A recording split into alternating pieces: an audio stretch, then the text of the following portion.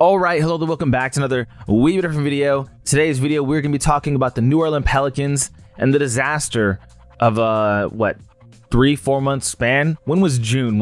6 months ago? The disaster of let's say 5.5 month span. It's been, disastrous from the moment that the Pelicans, and real quick, we got to start from the beginning on this one. Let's go back in time to the 2025 NBA draft results. And, everyone's talking about Cooper Flag, Dylan Harper, blah, blah, blah.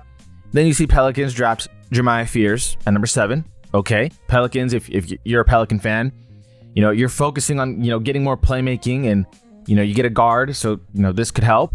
Then you go to 13 and, what do you have it? Pelicans trade up to draft Derek Queen.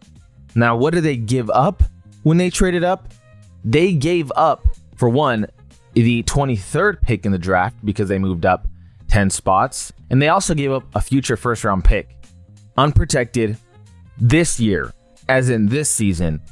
So the thought process behind that, if you're Joe Dumars, who's the Pelicans GM, is you're really high on Derek Queen. If you don't know who Derek Queen is, he's a guy who has some solid scoring ability. He's a guy who could be a really promising rebounder in the league, but also someone who is your modern big man, right? Where he can kind of dribble a bit more and just do more than what was once upon a time a position where you just really get in the post, score in the post, and then you rebound and you set screens.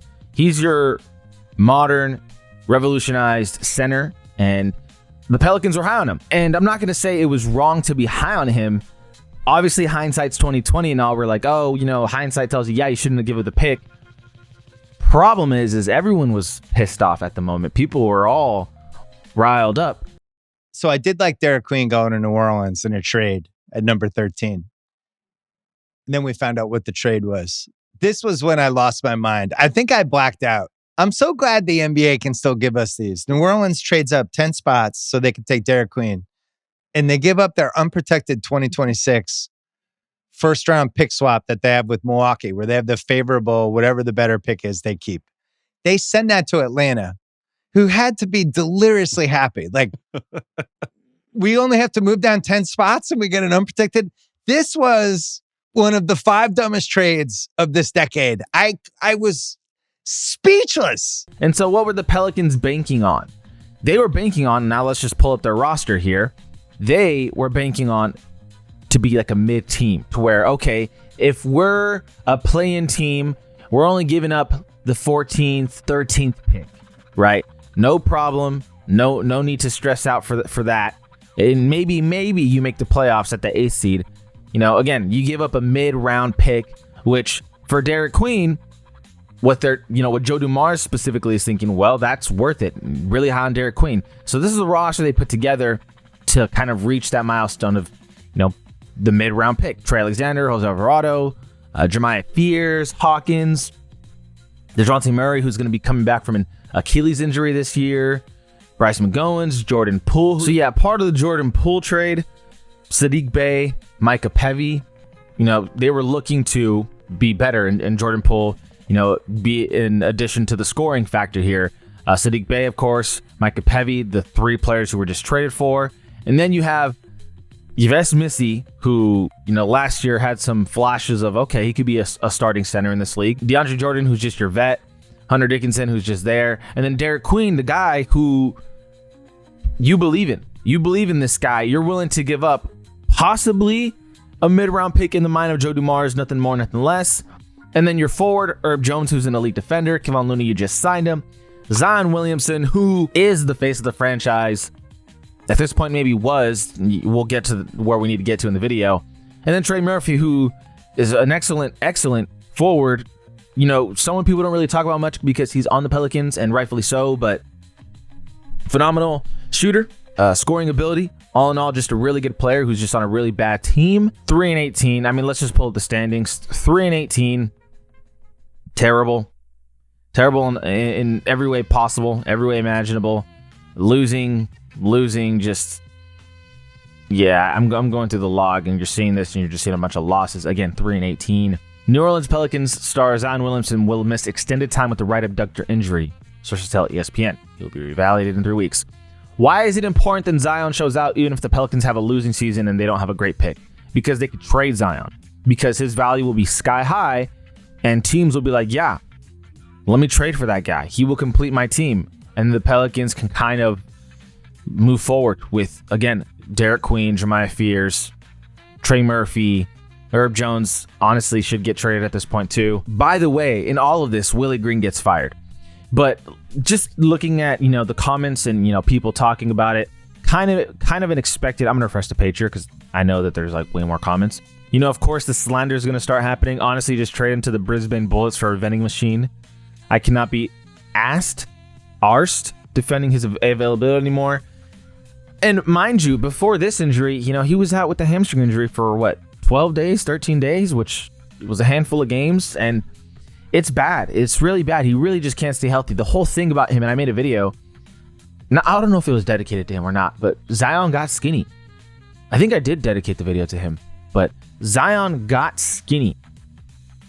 He wasn't big boy Zion anymore. He was slimmed out, and still buff as hell. And it's still, these injuries are still getting to him. Future generations will never know that he was hyped as Wemby or LeBron coming into the league. What a disappointment. And that's true, man. That's true. Very true. I mean, him and Duke, the hype was absolutely unreal. And the Pelicans getting him, this was supposed to be the guy. Joe Dumars masterclass. I think he played his last game as a Pelican. And then the discussion comes in, well, who will trade for him? And in honesty, I don't think he has played the last game as a Pelican because guess what? The Pelicans are begging, like, get back before the trade deadline. You got to show out. You have to put on performances.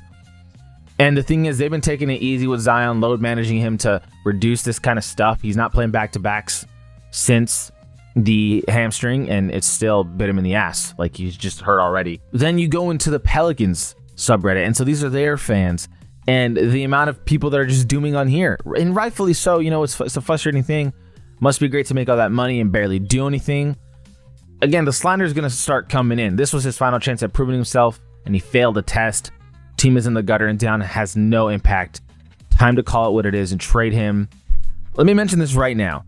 You realistically can't trade him until he has a couple of good weeks, before the trade deadline. That's just the reality of it. And my reasoning is simple. If you trade him now and get, a bag of chips in return, and then he, goes to another team and balls out, that's just going to be too damning for this organization. There comes to a point in time where you have to say, okay, he's really got to build his value up before we can trade him. You cannot trade him for nothing. You're already not going to have your pick this year. What are you hoping to achieve? Even if, let's say the trade deadline passes, you don't trade Zion, it's not over yet. You could still trade him in the offseason. You need to plan out for the future and not just say, oh, we're just done with this. We're done with him. I know a lot of fans are thinking that, but it's not. I promise you it's not his last game as a Pelican.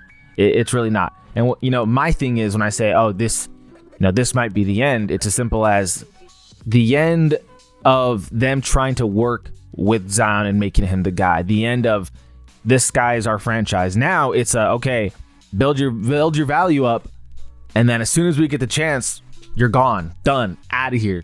And that's just the reality of the situation with Zion. Can't stay healthy. And every team knows that. Even if he builds his value back up, every team still knows that. But the thing is, you got to get someone to buy on the high, on the very, very, very ceiling. That's what you have to try to do if you're the Pelicans to salvage whatever you can out of this really bad situation. Again, 3-18. Do you look at this roster and you see someone like, oh, they're going to take over, they're going to turn this franchise around? You hope Derek Queen, right? You look at the rookie years of some players and who they are now. Totally different players. So Derek Queen, he does show promise, and I encourage you, if you're a Pelicans fan, if you're not watching any games at all, tune into Derek Queen.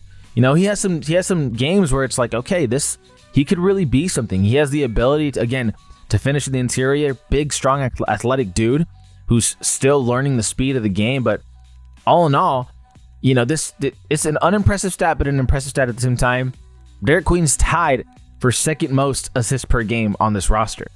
Seriously, that's not a joke. It's unimpressive because it's only at 3.4, but it's impressive still because he's a center. Is there some talent? Absolutely. Can you get out of this in the next year or two? Probably not. This is going to be a 3-4 year stretch of just really going through it. And the problem with the Pelicans is they've been going through it. They've been so ass for so long, and it's just frustrating. It's frustrating as a spectator because Zion, again, I can't stress this enough. People who know this from back then, he was really supposed to be that guy. And when I was in high school, this dude was being hyped up like no other. The comparisons to LeBron were insane. I'm not even joking. I'm serious. So there you have it. Let me know what you guys think. If you're a Pelicans fan, I apologize, but damn, you got to get through the dog days. If it makes you feel any better, it won't. But if it makes you feel any bit better, let me think of some positive to say. Anyway, I greatly appreciate you guys for watching. For the like, subscribe, it goes a long way to help the channel. As always, this is All We've Been Different. All We've Been Different. And we out.